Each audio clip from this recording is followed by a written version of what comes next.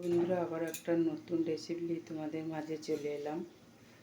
তো দেখো, এখানে একটা তরকারি হচ্ছে সয়াবিন আলু, আর এখানে দেখো তেল গরম করতে দিয়েছি। দেখো মাছ আছে, তো এবার মাছটা আমি দিয়ে দিলাম। দেখতে পাচ্ছি বন্ধুরা, এবার আমি মাছটাকে দিয়ে দেবো।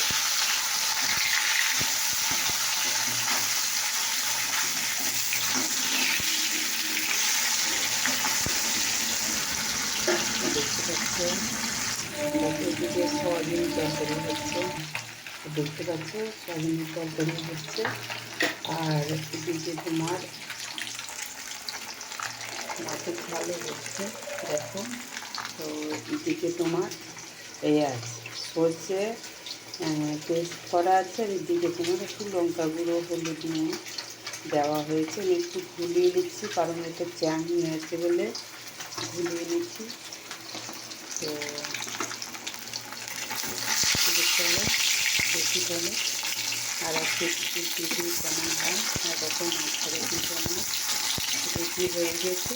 বেশি কড়া মাছ খেলে কি হয়ে গেলে তো বন্ধুরা ভালো লাগে না, তো সেরকম সরষে মাথাটা দিয়ে দিলাম। দেখতে পাচ্ছি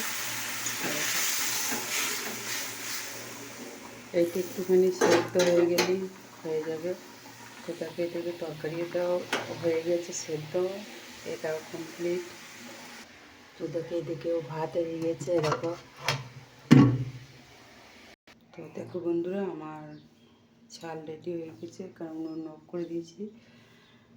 এদিকে দেখো ঝাল মাছের রেসিপি হয়ে গেছে। এদিকে দেখো টিফিন বেরিয়েছি, দেখতে পাচ্ছ। তো চলো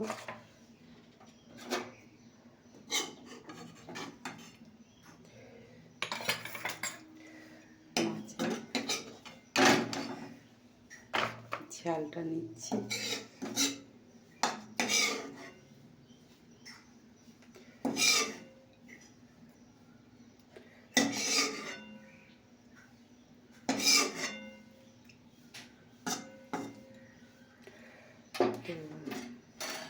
তো দেখো, এই মাছটা থেকে গেল।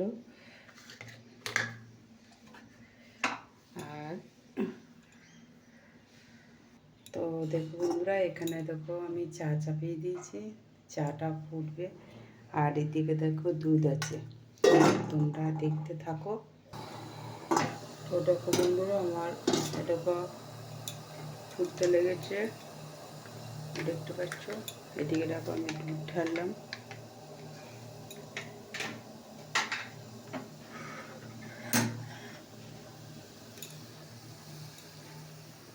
চাটা দেখো ফুটতে লেগেছে, ফুটতে দেখতে পাচ্ছ। দেখো এটাকে ঢাললাম, এবার এটাকে ভালো করে একটু গোলা কিন্তু হয়ে গেছে, ঠিক আছে। কিছুই দূর।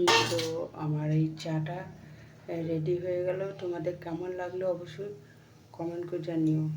আর সকাল তো এটাকে বেরাস করছি, তার জন্য মুখে কটাটা ফুটে গেছে, দেখলে।